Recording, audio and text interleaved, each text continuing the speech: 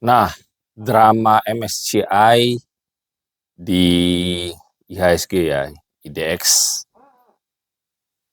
bisa dikatakan sudah berakhir. Tapi dengan adanya kejadian ini, 1 bulan lalu itu,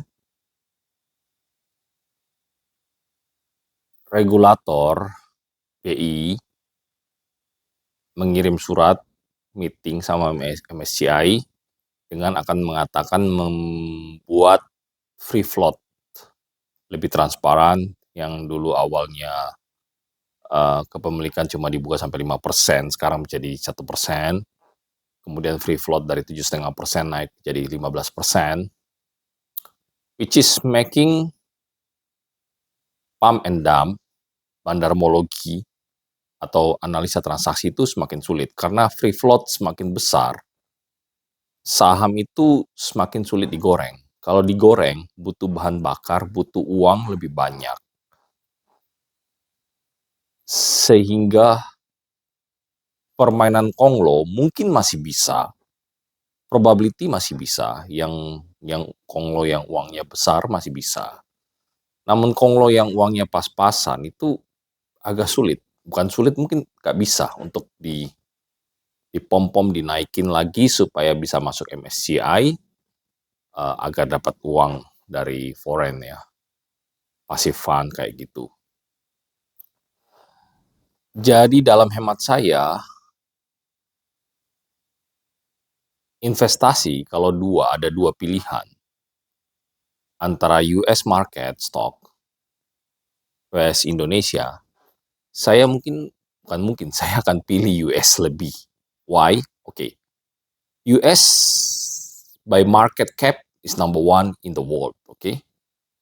The market cap all US is like 43, 44, no, 63, 64 trillion US dollar.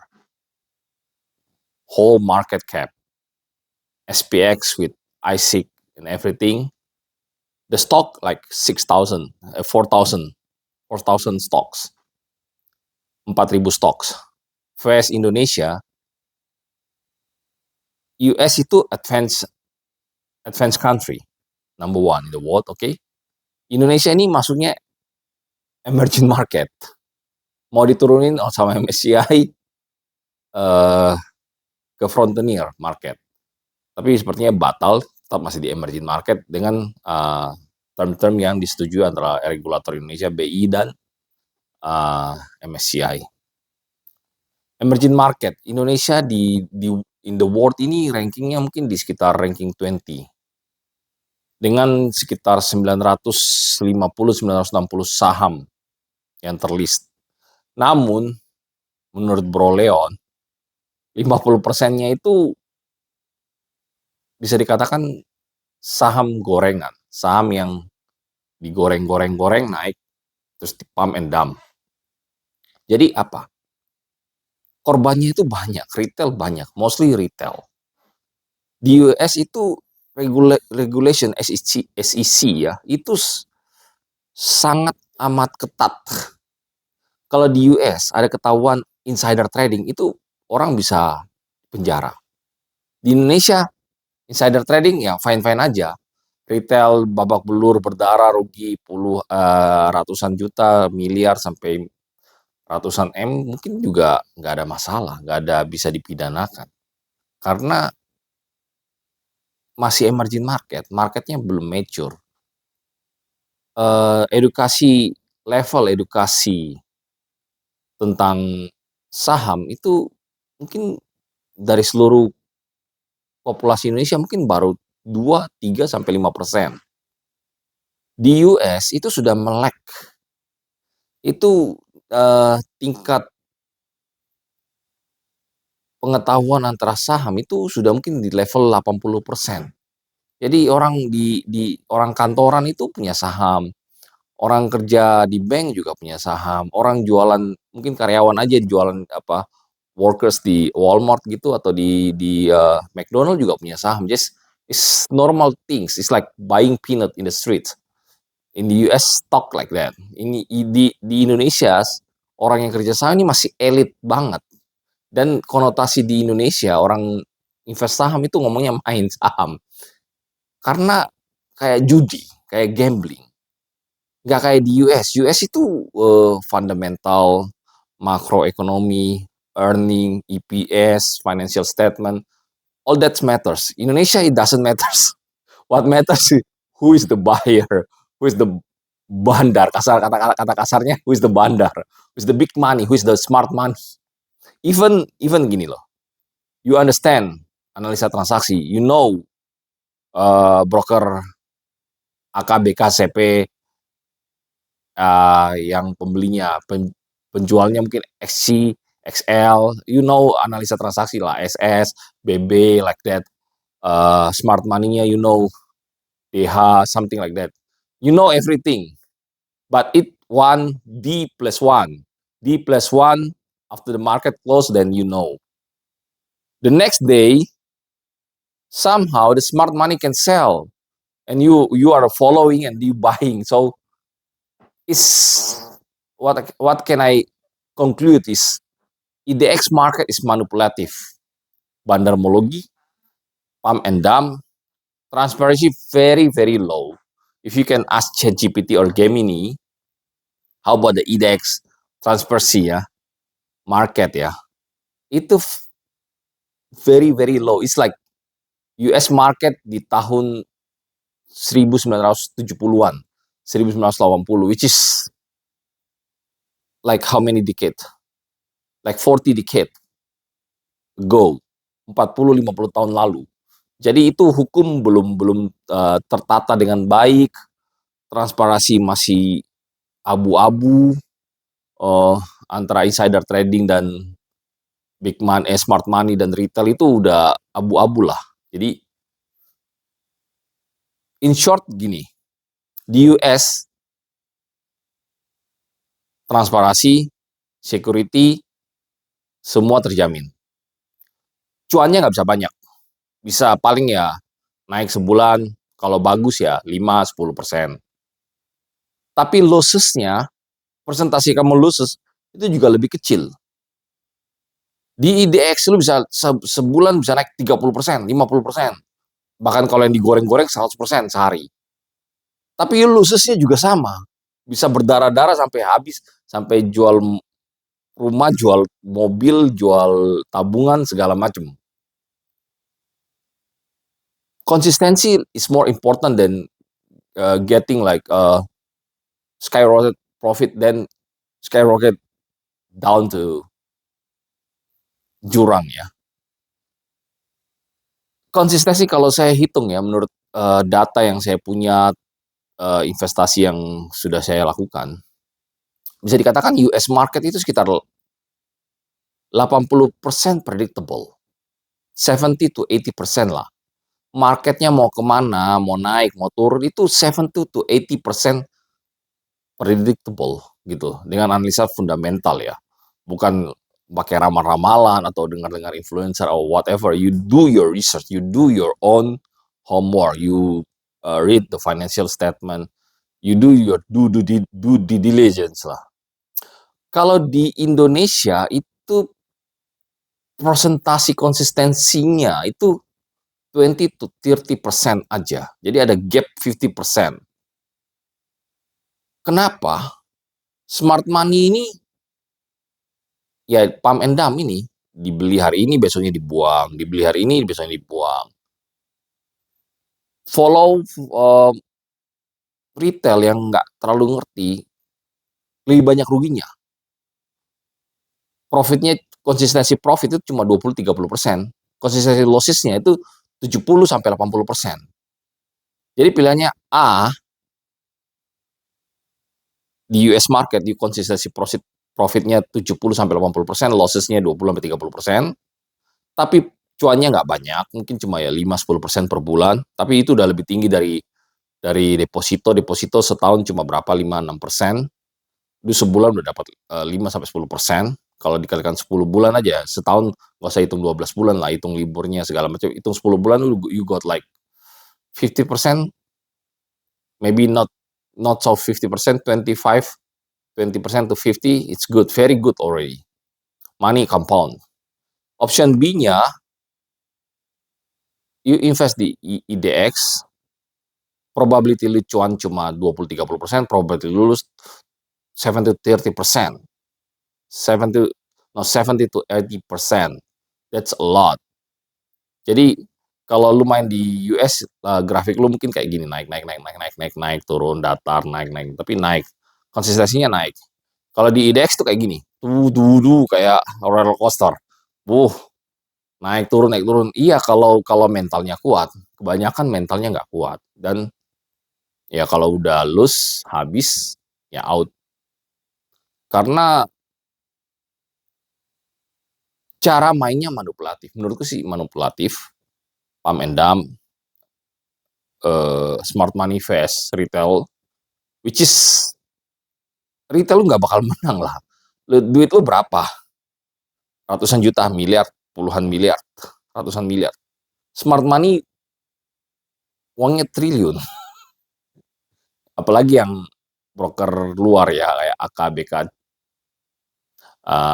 XP kayak gitu-gitu, SSBB. Even lokal bandar, lokal institution di Indonesia nggak bisa gerakin BBBCA, BBBRI, BBMRI itu nggak bisa Big Bang. Dibeli berapapun sahamnya nggak bisa goyang. Tapi begitu asing beli, langsung harganya naik. Soalnya sekali beli 500M, 1T, langsung harganya naik. Dibuang juga sekali dump, boom, 1T per hari, 1T. Langsung harganya turun juga. Karena power money-nya segitu gedenya. Nah Indonesia, retail lu cuma ratusan juta. 1-2M atau 10M. Lawan 1T satu kali, ya nggak bisa menang. X-nya, multiply-nya tuh udah 100 kali. Kalau lu 1M, dia 1T udah 1000 kali. Apalagi lu 100 juta, dia 1T, smart money 1T, itu 10.000 X. Which is gak mungkin menang. Itu istilahnya apa ya? Lu seorang diri lawan tsunami yang tingginya 30 meter, 50 meter. Bangunan aja hanyut, mobilnya hanyut, kapal juga hanyut, apalagi manusia seculi ini hancur. So Indonesia nggak bisa. Kalau retail lawan smart money, you cannot win lah. You just can follow. Dan masalahnya follow ini tricky. Even you can analisa, belajar analisa transaksi segala macam, technical dan lain-lain. Tricky partnya ada 70-80%. Di US karena regulasinya begitu ketat, sampai sampai sekarang nggak ada celah, ketahuan lu di penjara, di fine dan di penjara. Insider trading itu membuat market itu benar-benar pure, open, competition, transparent. Sehingga X factor yang namanya black swan itu nggak ada. Nggak ada kamu mendengar tuh MSCI bilang, US downgrade ke frontier market. Nggak ada. Tapi kalau Indonesia, gara-gara masalah free float, dari emerging market mau di downgrade ke frontier market, barusan happen 1 month ago. Moody's for US market grade AAA, triple A. Indonesia masih mungkin A minus atau B plus. So, the gap is so big. Market regulation-nya tuh